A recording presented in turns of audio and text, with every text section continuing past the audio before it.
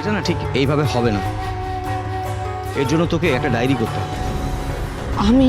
হ্যাঁ, আমি তোকে আইনি পদ্ধতি যা যা বলবো তুই ঠিক তাই তাই করবি, ঠিক আছে? কোনো ভয় নেই, কোনো চিন্তা নেই। উনি যদি তোর মা হন তাহলে আমি তোদের কাছে ফিরিয়ে দেব, আর উনি যদি মা না হন তাহলে কিন্তু উনি শাস্তি পাবেন। উনি মা হোক মা নাই হোক, মার মতন তো দেখতে। শাস্তি দিও না পুলিশ কাকু, বড় কষ্ট হবে। শাস্তি দিও না গো, শাস্তি দিও না। কত বড় মন রে তোর, খুব ভালো হবে দেখিস, তোর খুব ভালো হবে। চল, গরম গোলাপজাম খাবি না? চল, চলুন দিদা। আমি বাবা ওসব খাই না। কিচ্ছু হবে না, চলুন তো। আয় রাখি, বন্ধন চল আয়।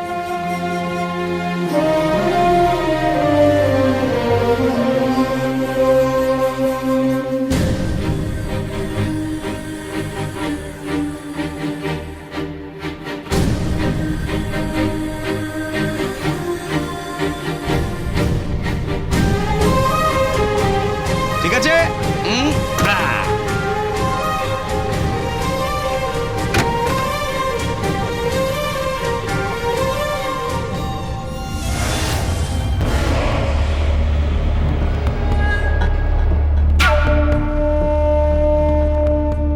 হ্যালো হ্যালো সঞ্জয়, ওই রাঙা পিসি আর ওই ছেলে মেয়ে দুটো পুলিশের গাড়িতে উঠলো। হ্যাঁ হ্যাঁ হ্যাঁ, আমিও সেটাই ভাবছি। ঠিক আছে, আমি খবর নিচ্ছি। হ্যাঁ ওকে।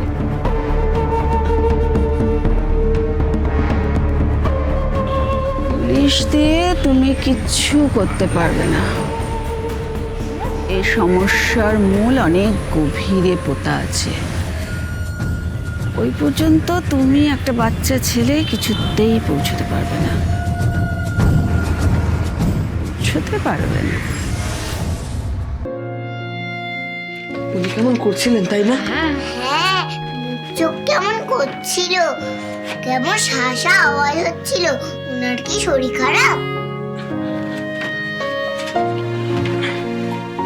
সত্যি ওনার চোখগুলো কেমন করছিল। রাখি। ম্যাম আপনি? হ্যাঁ আমি। এই নাও রাখি, এটা তোমার জন্য, আর বন্ধন এটা তোমার জন্য। ভালো আছেন মাসিমা? হ্যাঁ ভালো আছি মা। থাক থাক থাক থাক। তুমি ভালো আছো তো মা? ভালো আছি। এটা তোমাদের দুজনের জন্য পুজোর উপহার। দিদিমণি, আপনি মনে রেখেছেন? আমি জানি তোমাদের বাবা মা কেউ নেই, পুজোর উপহার দেওয়ারও কেউ নেই। সারা পৃথিবী যখন দুর্গাপুজোর আনন্দে মেতে ওঠে, খুশিতে ভরে যায়, হইচই করে, তখন পৃথিবীর প্রত্যেকটা বাচ্চা চায় নতুন জামা কাপড় পরতে, ঠাকুরের সামনে সেজে গুজে দাঁড়াতে।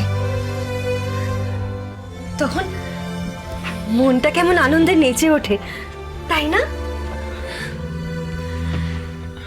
আর তখন তখন যদি দেখি আমার নিজের ছেলে, আমার পাশের বাড়ির ছেলে গাড়ি চড়ে হুসহুস করে বেরিয়ে যাচ্ছে, দামি দামি জামা কাপড় পরে, আজ একটা, কাল একটা, পরশু একটা, তখন যদি আমার রাখি, আমার বন্ধন, ওরা যদি নতুন জামা না পরে, তাহলে কি আমার মনটা ভালো লাগে বলো? তখন কি আমার কষ্ট হয় না? আমার রাখি বন্ধন যদি নতুন জামা কাপড় না পরে, তাহলে আমার টানও পড়বে না। আমি আমার টানের জন্য কিচ্ছু কিনতে পারবো না। আমার রাখি বন্ধন যদি নতুন জামা না পরে, বন্ধন টানের জন্য যেমন জামা কিনেছি না, তোমার জন্য কিনেছি জানো, শুধু সাইজটা একটু বড়। রাখি, তোমার জন্য একটা ড্রেস, খুব সুন্দর, একটা বিউটিফুল পরীর মতো ড্রেস কিনেছি জানো। তুমি তো আমার আমার সোনা মা, আমার মিষ্টি মা। ম্যাম, ম্যাম নয় রাখি, তাহলে কি? আমাকে মম বলে দেখো কেমন। আমিও তো একজন মা। আমি যতদিন আছি ততদিন তোমাদের কোনো চিন্তা নেই রাখি। তোমার লেখাপড়া, তোমাদের বড় হওয়া, কোনো কিছুর জন্য কোনো অসুবিধা হবে না, একদম চিন্তা করবে না। হ্যাঁ,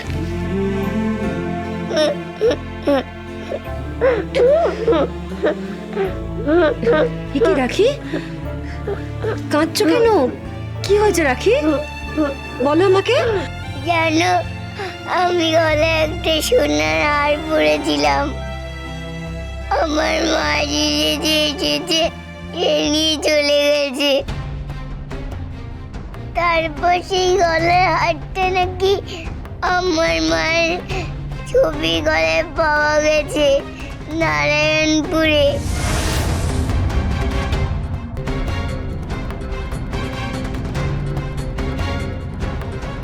এসব তুমি কি বলছো? আমি তো কিছুই বুঝতে পারছি না। এই না মা, এই জল বাতাসেটুকু খাও, গরিবের বাড়ি। না, ধরো মা। রাখি কি বলছে এসব? আমি তোমাকে সব বলছি মা, আমি বলছি।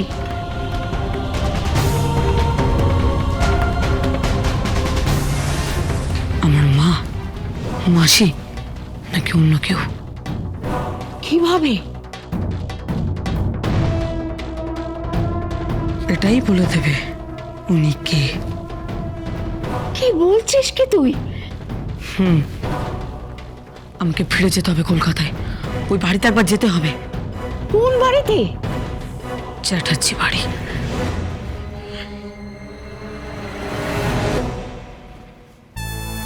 সেখানে সার্জি চ্যাটার্জির নাম বাড়িয়ে যিনি আছেন তার সঙ্গে একবার কথা বলতে হবে, মুখোমুখি।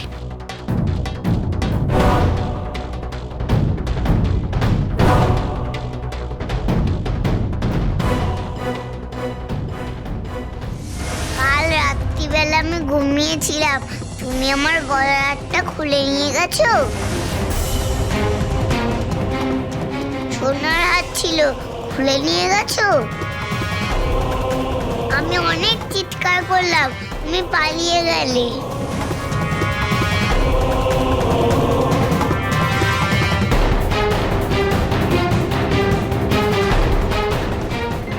সাথীর একটা পুরনো ছবি ছিল, সেই ছবিতে হারটা ঝুলছে।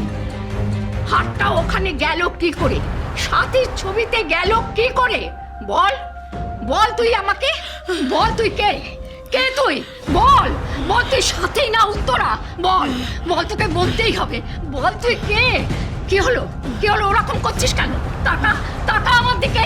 বল, বল তুই সাথী না উত্তরা? তোকে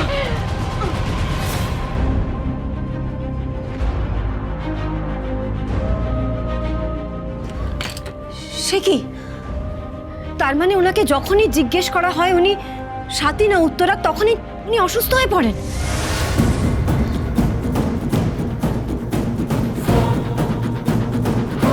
এটা কি ওনার ভান না অন্য কিছু?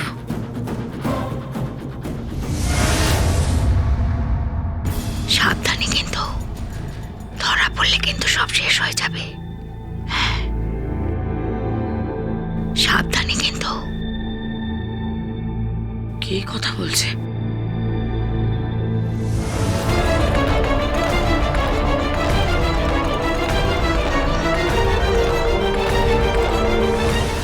হ্যালো, হ্যাঁ বলো, কি হলো বলো। চুপ করে আছো কেন, বলো।